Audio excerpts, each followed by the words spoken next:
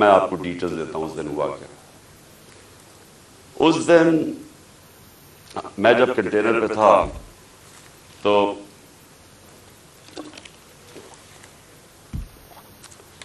ایک دم گولیوں کا ایک برسٹ آتا ہے، میری ٹانگ پہ گولیاں لگتی ہیں، میں گر جاتا ہوں، اور جب میں گر رہا ہوتا ہوں تو دوسرا برسٹ آتا ہے۔ یہ ایک برسٹ ادھر سے آتا ہے اور دوسرا برسٹ آگے سے آتا ہے، دو آدمی تھے، اور جب میں گر رہا ہوتا ہوں تو میرے اوپر سے گولیاں جاتی ہیں، یعنی کہ اگر یہ سنکرونائز کر دیتے، میرے خیال میں ان کا اس میں نے بچنا ہی نہیں تھا۔ اگر یہ دونوں جو میرے کنر نے کٹھے اگر مارنا تھا تو اس نے ادھر سے مارنا تھا، تو یہ تو جدھر سے اس نے مارنا تھا اس نے بچنا ہی نہیں تھا، کیونکہ سامنے سے مارنا تھا، وہ سائڈ سے مارا تھا۔ تو جب میں گر رہا تھا تو اوپر سے گولیاں گئی، اور پھر بھی کیونکہ میں گر گیا تھا، میرے خیال میں اس نے سوچا ہوگا، اوپر جو بیٹھا ہوا تھا اس نے سوچا کہ اب یہ مار گیا، اور وہ وہاں سے چلا گیا۔ اب جو چیز سمجھنے کی ہے وہ یہ کہ ایک تو پکڑا گیا جنونی، اس کو کہا جی یہ تو بڑا کوئی دینی جنونی، کوئی انتہا پسند ہے۔ یہ انتہا پسند نہیں ہے، اس کے پیچھے پورا پلان تھا۔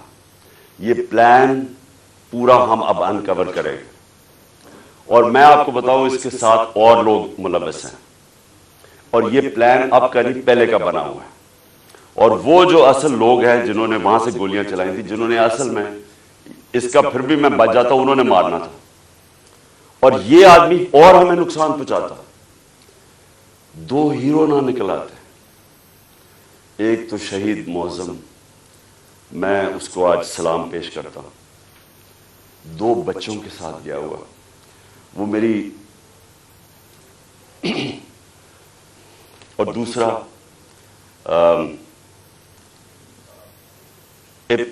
ابتسام، جس طرح اس نے پکڑا اور جس طرح اس کی اگر دلیری نہ ہوتی تو اس نے بس مار دیتا تو اور تباہی کر سکتا تھا۔ 11 لوگوں کو گولیاں لگی اور ایک ہمارا معظم شہید ہوا۔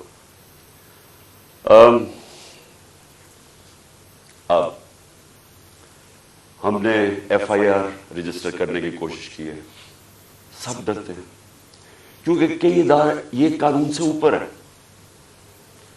میں آج جنرل باجوہ سے سوال پوچھتا ہوں کہ کیا فوج کا وقار اوپر جائے گا یا نیچے جائے گا اگر جو آپ کی فوج پہ کالی بھیڑیں غلط کام کر رہی ہیں، ظلم کر رہی ہیں، انسانوں پہ تشدد کر رہی ہیں، اگر آپ ان کے اوپر ایکشن لیں گے تو فوج کا وقار اوپر جائے گا، لوگ عزت کریں گے فوج کی۔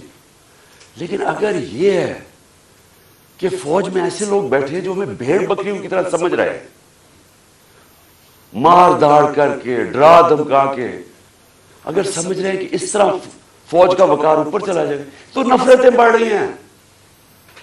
آپ کے ایک میجر جنرل نے جو میرے خیال میں غداری میں پکڑا گیا، امریکہ کے لیے غداری کر رہا تھا، آپ نے اس کو سزا دی، فوج کا وقار اوپر گیا، غلط کام کر رہا تھا۔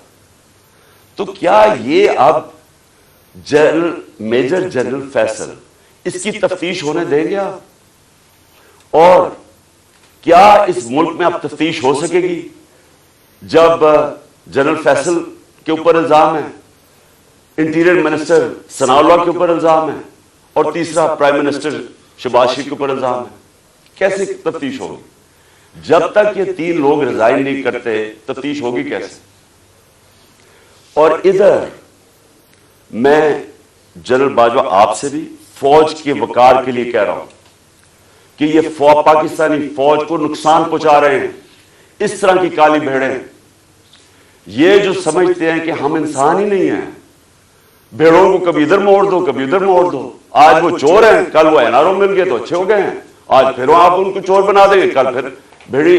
ہم انسان ہیں، انسانوں کو جانوروں کی طرح نہ ٹریٹ کریں، اور انسان کسی وقت آگے کھڑا ہو جاتا ہے، اور یہ قوم کھڑی ہو گئی ہے۔ یہ میں آج آپ کو بتا دوں، 2 راستے اب اس قوم کے سامنے، یا ایک پرامن انقلاب آئے گا اور یا خونی انقلاب آئے گا، اور تیسرا راستہ نہیں ہے، کیونکہ میں نے 6 مہینے میں اس قوم کو جاگتے دیکھا ہے، قوم کھڑی ہو گئی ہے۔ یہ جو شعور کا جن ہے یہ بوتل سے نکلا ہے، یہ اندر نہیں جانے لگا۔ اب فیصلہ صرف یہ کر لیں کہ ہم پرامن طریقے سے اس ملک کے اندر چینج لے کے آئیں گے، جو کہ بیلٹ باکس کے ذریعے آئے گا صاف اور شفاف الیکشن کے لیے، یا وہ جو ایران میں ہوا تھا ہوگا، تباہی ہوگی، جو سری لنکا میں لوگ سڑکوں پہ آ جائیں گے، کیوس ہوگا۔ یہ جماعت جس کو ان 3 لوگوں نے مجھے قتل کرنے کی کوشش کی اور اللہ نے بچایا، جس طرح بھی ڈاکٹر فیصل نے کہا کہ یہ جو گولی میری یہ ادھر اوپر کی ٹانگ پہ لگی، وہ ایک گولی میری جو وہ اصل آرٹری ہے اس کے نیچے سے نکل گئی اور ایک اس کے پاس آ کے رک گئی۔ اگر وہ رپچر ہو جاتی تو 20 منٹ میں انسان مرتا ہے، 20 منٹ میں سارا خون نکل جاتا ہے۔ اگر تو سیدھا ہاسپٹل نہ ہو 20 منٹ میں مر گیا آدمی۔ تو اللہ نے اگر مجھے یہ بچایا ہے، جو مجھے آج زندہ رکھا ہے، یہ صرف اللہ کا کرم ہے۔ انہوں نے تو پوری کوشش، کوئی کسر نہیں چھوڑی تھی۔ انہوں نے تو ایک ادھر سے اور ادھر سے سامنے والے نے مارنا تھا۔ اور پھر سوال میں پوچھتا ہوں، سب سے بڑی پاکستان کی پولیٹیکل پارٹی، اس کے سربراہ، جو واحد فیڈرل پارٹی رہ گئی ہے پاکستان میں، یہ 2 فیملی پارٹی سکڑ کے چھوٹی چھوٹی پارٹیز رہ گئی ہیں۔ میں چیلنج کر کے جاؤں گا سندھ میں، اور انشاءاللہ یہ زرداری مافیا کو سندھ میں ہرا کے دکھاؤں گا آپ کو۔ سندھ کے لوگ اس سے تنگ ہیں، ان کو سب سے زیادہ غلام ادھر بنایا ہوا، ان کو وہ سب سے زیادہ آزادی طلب کر رہے ہیں۔ اور یہ شریف خاندان، میں چیلنج کرتا ہوں، یہ کدھر کسی سیٹ پہ میرے سے مقابلہ کرے۔ نواز شریف آئے، کہتے ہیں نا اسے آئے، اتنی کوششیں کر رہی ہیں، این آر او سب کو دے دیا ہے، سارے چوروں کو منی لانڈرر ساروں کی عید ہو گئی ہے، وہ کہتی ہے مریم لیول پلینگ فیلڈ، چیلنج کرتا ہوں کسی سیٹ پہ پنجاب میں میرے سے مقابلہ کر رہے ہیں، کیونکہ پبلک چینج ہو گئی ہے۔ یہاں ایک جاگی ہوئی قوم ہے، ان کو بھیڑوں کی طرح نہ ٹریٹ کریں۔ اور چیف جسٹس صاحب، میں آپ سے مخاطب ہوں، دیکھیں یہ ملک ترقی نہیں کر سکتا جب تک رول آف لا نہیں ہوگا۔ میں ساری دنیا پھرا ہوں، 70 سال میری عمر ہے، میں نے مغربی دنیا اندر سے دیکھی ہوئی ہے۔ میں جب 18 سال کا انگلینڈ گیا تو میں نے پہلی دفعہ رول آف لا دیکھا۔ مجھے تو پتہ ہی نہیں تھا، کیونکہ ہم تو ملٹری ڈکٹیٹرشپ میں بڑے ہوئے تھے یہاں 60s میں۔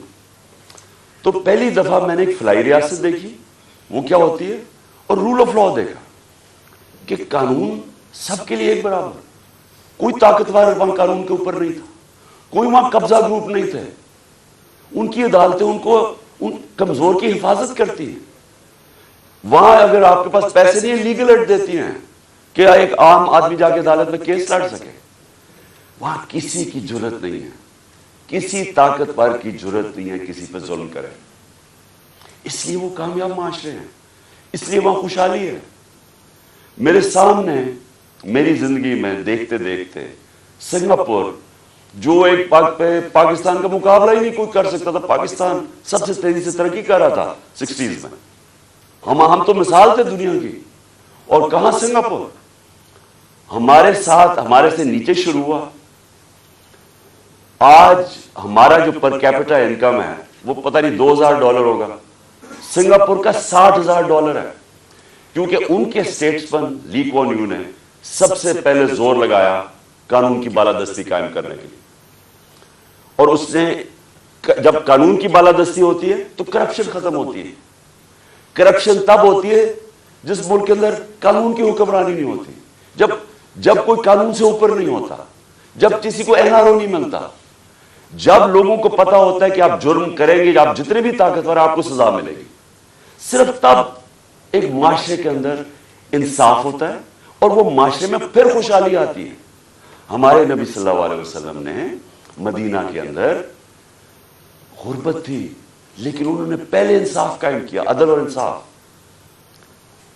فلاحی ریاست بنائی اور عدل